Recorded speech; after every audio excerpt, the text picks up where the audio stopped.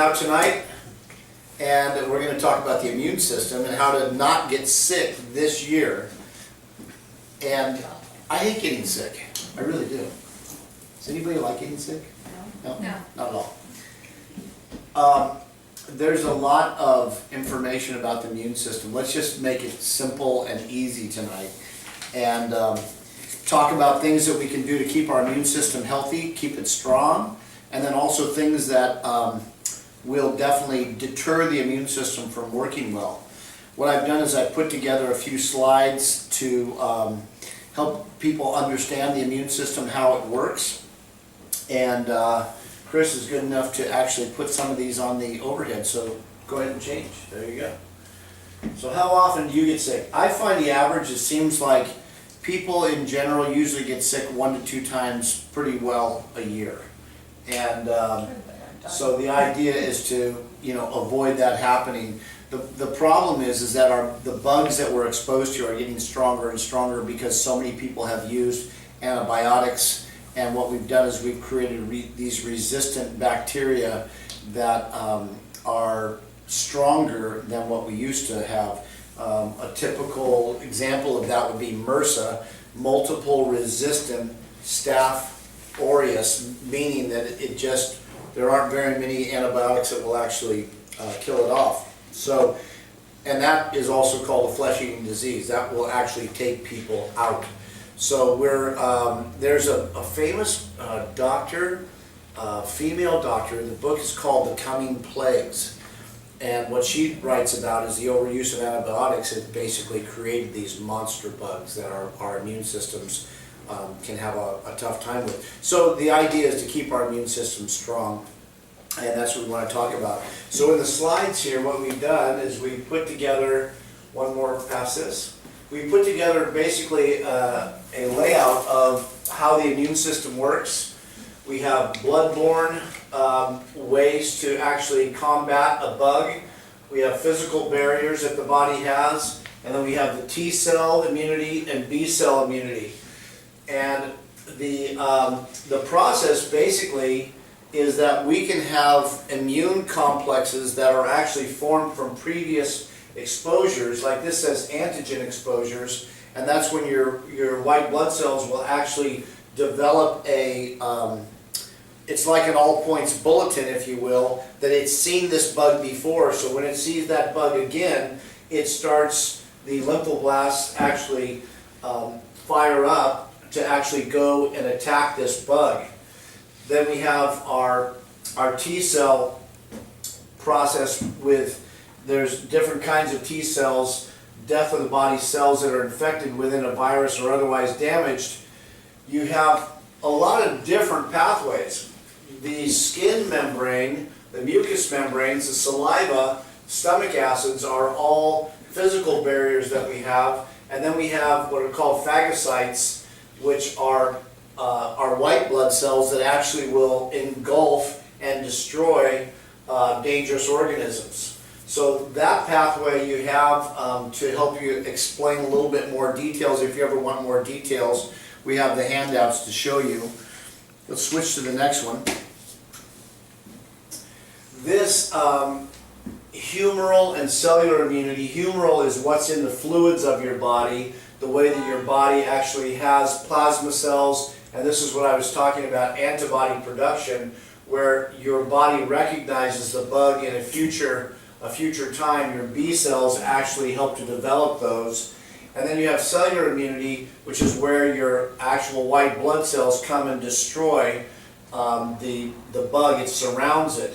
Now, one time I remember seeing a special on TV where it talks about when the macrophage comes and phagocytizes the bacteria, sometimes what's happened, as soon as they pierce the cell wall, the bug will release what are called endotoxins. And those endotoxins are extremely dangerous and very, very toxic.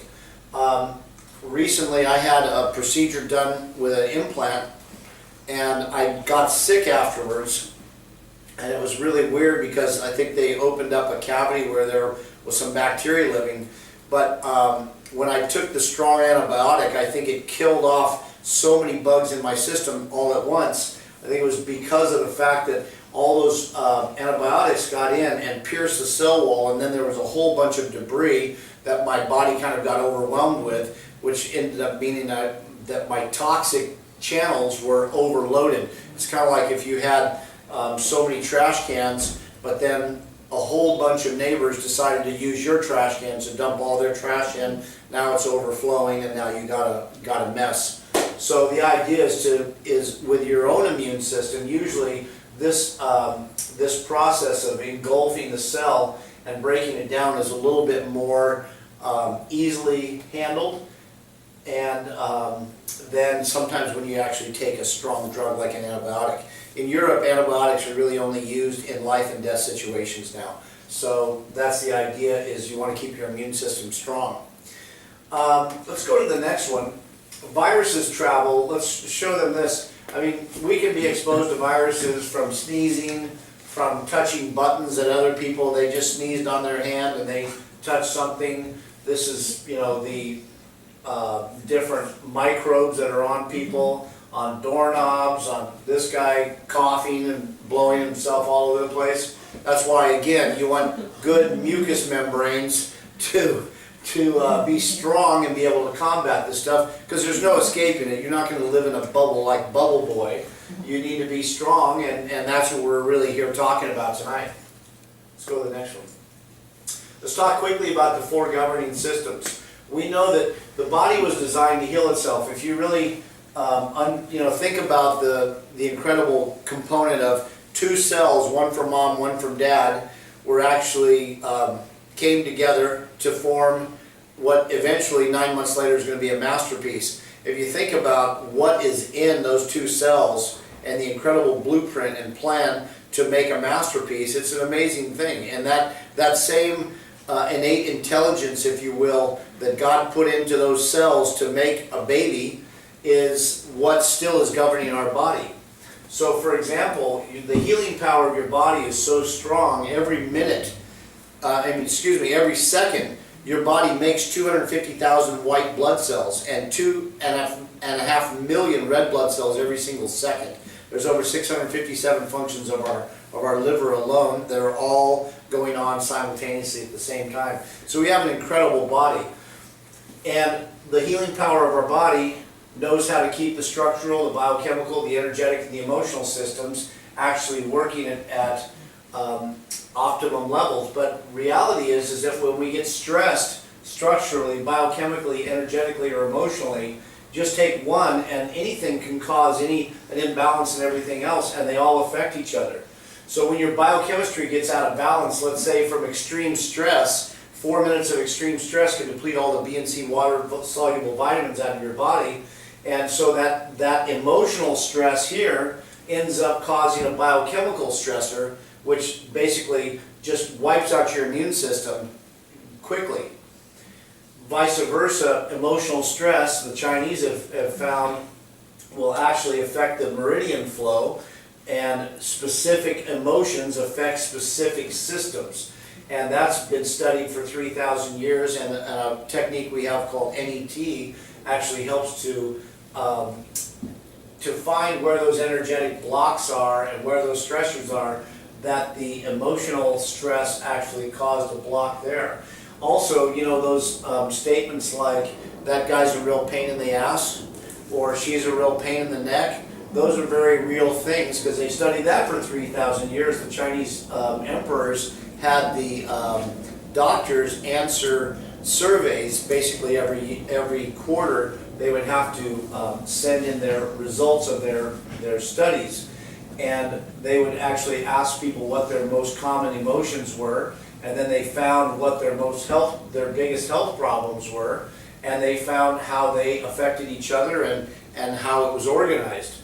But like many times, we find the emotional stressors are the things that are actually tightening people's necks or backs or low backs. And we can do a lot of structural work here, but sometimes we have to look and say, you know, there's something else causing a stress and keeping this structural pain problem from actually going away quicker. I can tell you stories and stories and stories about that. All right, I'm going to tell you one. There was a little lady sitting in my my dressing room, you guys have heard this. Have you ever heard about Christine Higdon? She was actually in the lobby, and I was washing hands in between patients. And no, she said I could tell her name. Okay. All right? We are HIPAA No HIPAA compliant. stuff, yeah. We are HIPAA compliant. You Yeah. don't have to delete that. She said, yes, you can tell my story. So this was in like 1995, and I was washing my hands in between a patient. I heard this woman coughing out in the lobby, just hacking away, and I went, whoa, that woman's really coughing up a lung. And in reality, when she pulled the hanky away, it was all bloody. I thought, oh my gosh, she is coughing up a lung. Yeah. So I sat down next to her. I said, hi, Mrs. Higdon, I'm Dr. Arthur. And she said hello. And I said, I noticed that you've got quite a cough. And she said, yeah, I do. And I said, you know, I noticed there's blood on your handkerchief. And I said, you know, you need to get to the hospital. Yeah. And she stared me down and squinted at me and said, listen here, Dr. Arthur, the only reason I'm in your lobby is because I hear that you help people get well. And if you're not even going to take me back and examine me, then I'm going to leave right now. I went, okay, Mrs. Higdon, come on down. So I did my workup, and structurally, I found that the nerve supply to the lung was very, very sore when I palpated down her spine, because we know that the brain sends the energy down through the spine, out through the spinal nerves to every organ, every muscle, every tissue and cell of the body. So those were very sore. Then biochemically, I did some applied kinesiology, and from my testing, I suspected that she had not only a virus, but also a yeast colony and a resistant form of bacteria that I suspected. Now, we as chiropractic doctors don't treat those things, but we do help people to boost their immune response so their body can knock it out, and we give people botanicals and homeopathic remedies to help that. The other thing we did was I checked her acupuncture circuits for the lung, and sure enough, they were also active. And then at that point, I said, now how long has this been going on? She said, 2 years. I said, what happened 2 years ago? And she started to tear up.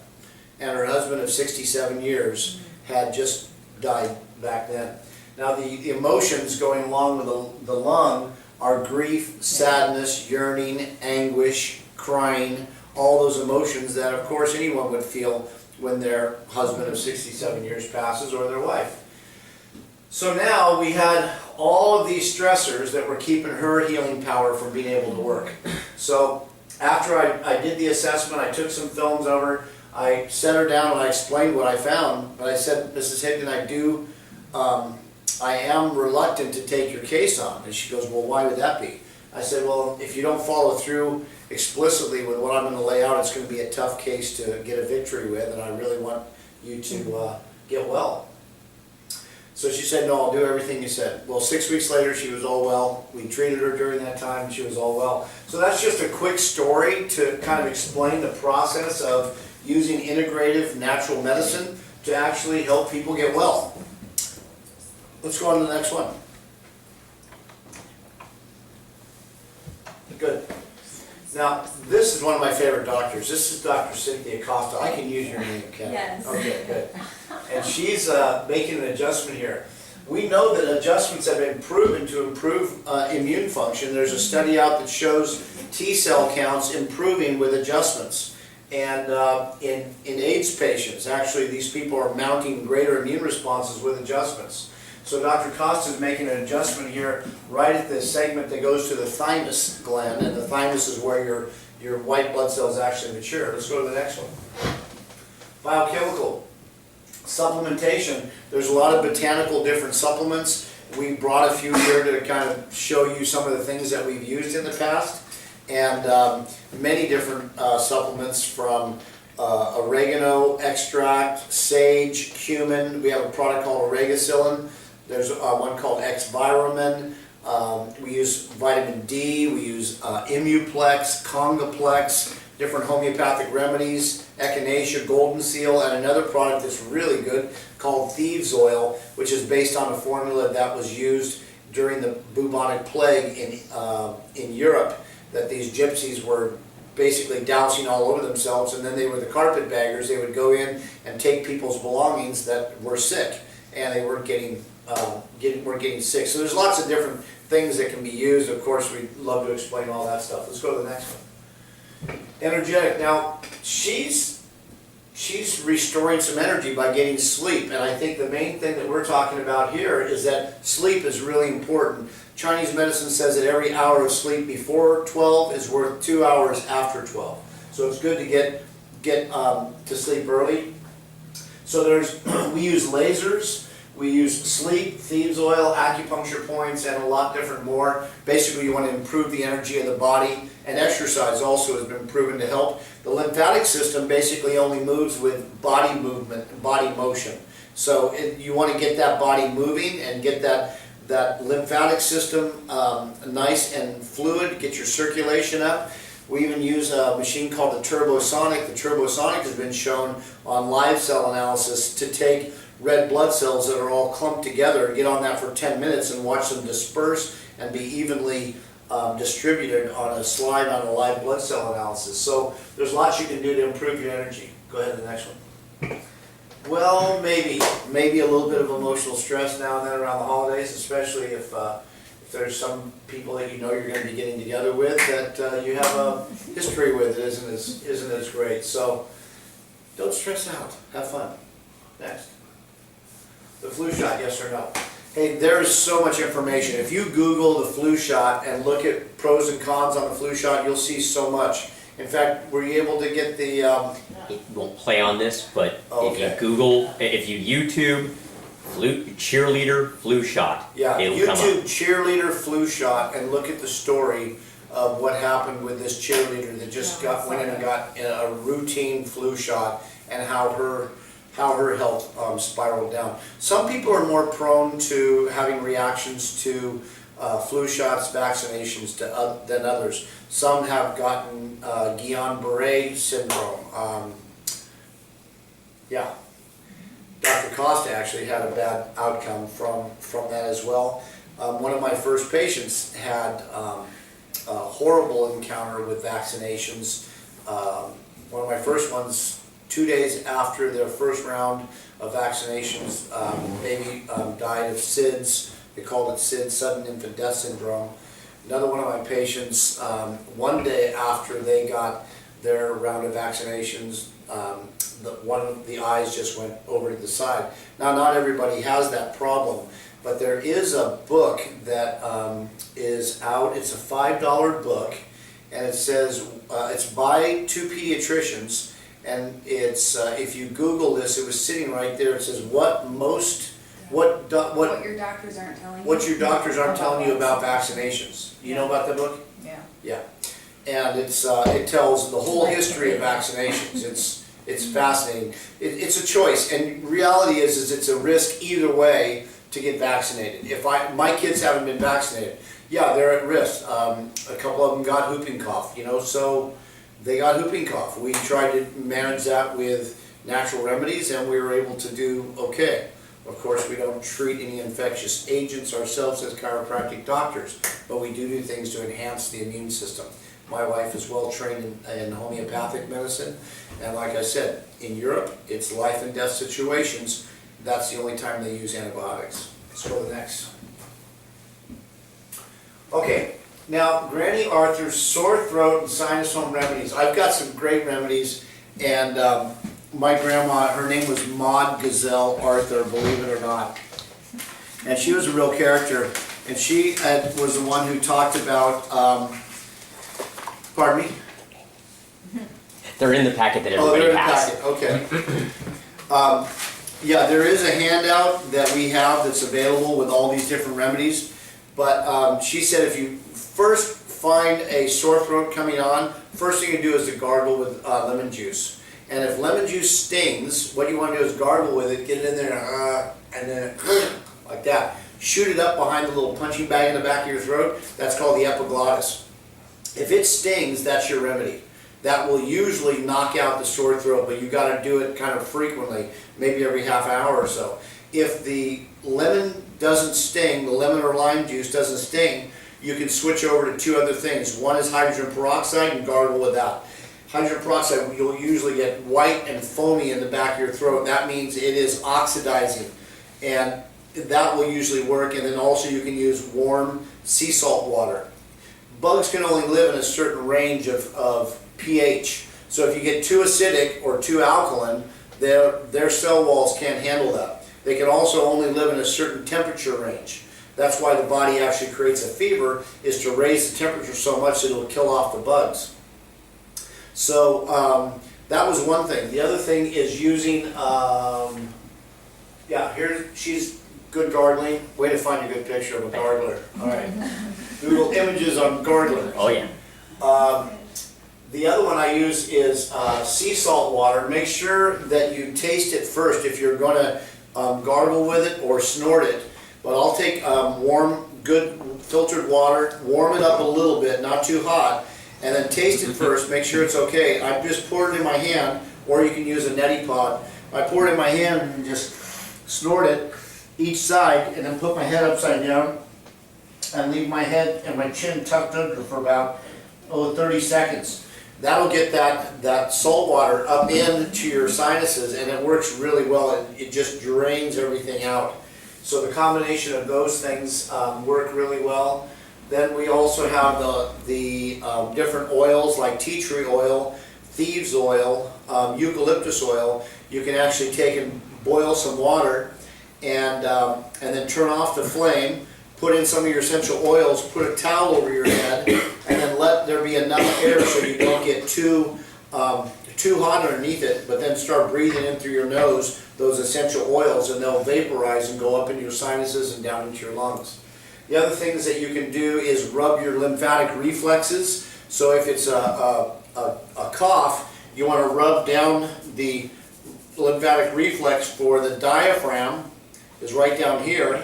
The lungs is right across here, across the chest. Rub those lymphatic reflexes here and here. And then the thymus lymphatic reflex is right between the nipple and the armpit. It's right in here, and it's usually real sore. If you're sick, you get in there and rub in between the rib cage, and it gets really tender.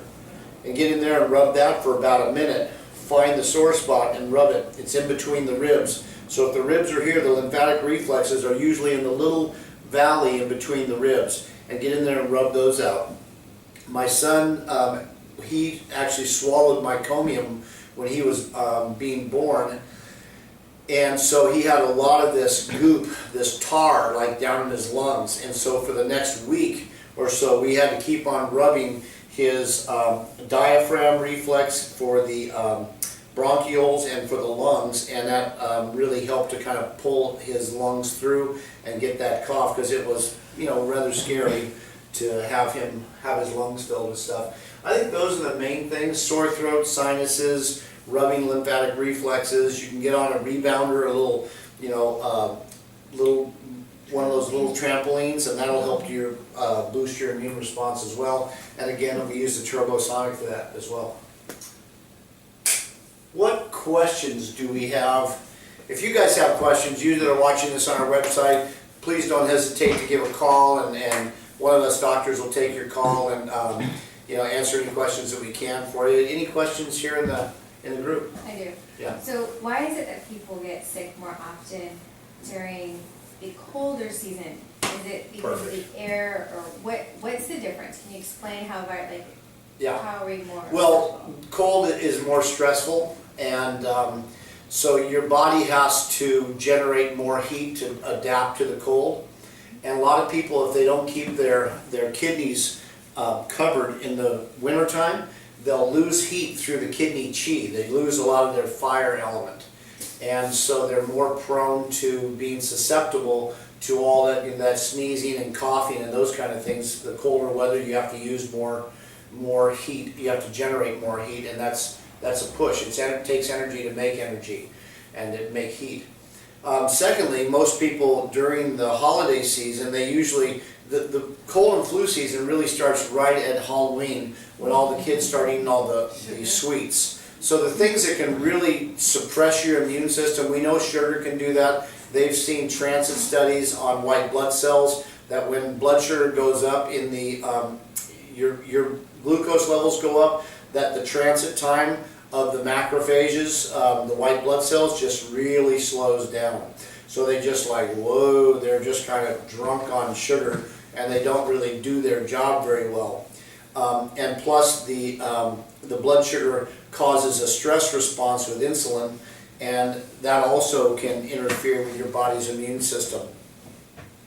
The other things are during the winter time, you've got those other stressors. So if your body's having to deal with emotional stress, the adrenal hormone cortisol is a inflammatory chemical, and it also is seen to decrease immune function. So if you have increased stress, you have increased cortisol, which means decreased immune function. Then a lot of people are drinking more alcohol during that time. So you have sugar, you have emotional stress, you have more alcohol, you have more fatty foods, especially if they're not healthy foods. You probably are eating more gluten.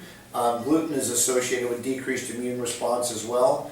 And a lot of people are baking with trans fats or margarine, hydrogenated oils. Those things clog up your system as well.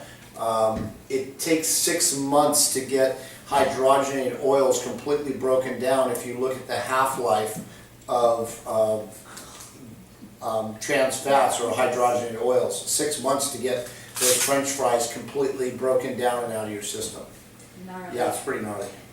Yeah.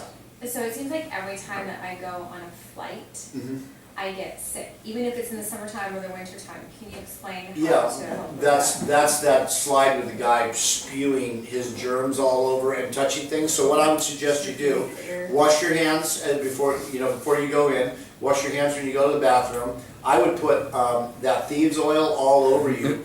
Pretend you're one of the gypsies that was stealing everything from everyone, and just drape it on you. If you have a tendency to get sick in those kind of environments where the air is closed down, I would make your air around you pretty strong. And so what if they smell, they smell like, what's that? Wear a mask. Does the viruses don't like the thieves, or how does it? There's just a strong immune response that thieves just seems to bolster your immune response, and it almost seems as though the airborne nature of the essential oils seems to thwart their capacity to plant themselves on your mucous membranes and get in. Yeah. How important is drinking water in all of this? That's really important. I'm glad you brought that up. The one study I heard of, your body can only absorb 4 ounces of water every 20 minutes. If you drink a 16-ounce bottle right on down, you're only going to absorb a quarter of it, and the rest you're going to pee out. So staying hydrated is really, really important. And if you think about hydration, I mean, what's really the difference between sipping water through a straw or sipping honey through a straw? It's called viscosity. And the thickness is the parts per million of the substances that are in the fluid. That's called viscosity. So you can have different thicknesses. Well, if you think about the sludge type of feeling of honey, if you're trying to swim through honey versus swim through water, it'd be a lot easier to swim through water, wouldn't it? So by us staying hydrated, then we're going to keep all of our lymphatic system, our blood, we're going to keep it mobile and then keep the viscosity down so that the immune system, those white blood cells that are traveling through the humoral system, can actually get to those bugs. Otherwise, if you're somewhat dehydrated and your fluids are thick, it's going to be hard for them to get through to transit time to get in and get those bugs. So hydration, there's a great book out called Your Body's Many Cries for Water by a famous medical doctor, and a lot of people, they say you're not sick, you're thirsty. And so I think that's another component. What else? Anything else? I read online somewhere that chiropractic adjustments, especially the thoracic area, help release something called killer T cells. Can you explain that a little bit more? Well, the study basically studied the levels of killer T cells before adjustments and after adjustments, and it was pretty remarkable. They found people that were getting adjusted regularly in the study actually had higher levels of T cells than the non-adjusted people. So a lot of it has to do with freeing up that life force. Remember, the brain generates all the life force, and that life force is what makes the tissues alive. And it's that vital life force that gets every system working. And it's like how much, if we look at a dimmer switch on one of these lights, the only difference between the light being bright and strong, doing what it needs to be doing, versus very dim, is the amount of electrical flow. And that's what adjustments really do, is they help that electrical flow to be released, and whatever level you adjust at, that's the level that it's going to increase the flow, just like that dimmer switch on one of these lights. So I'm really glad you're watching this. Thank you all for coming out. It was really fun, and we'll be back for another episode soon. All right.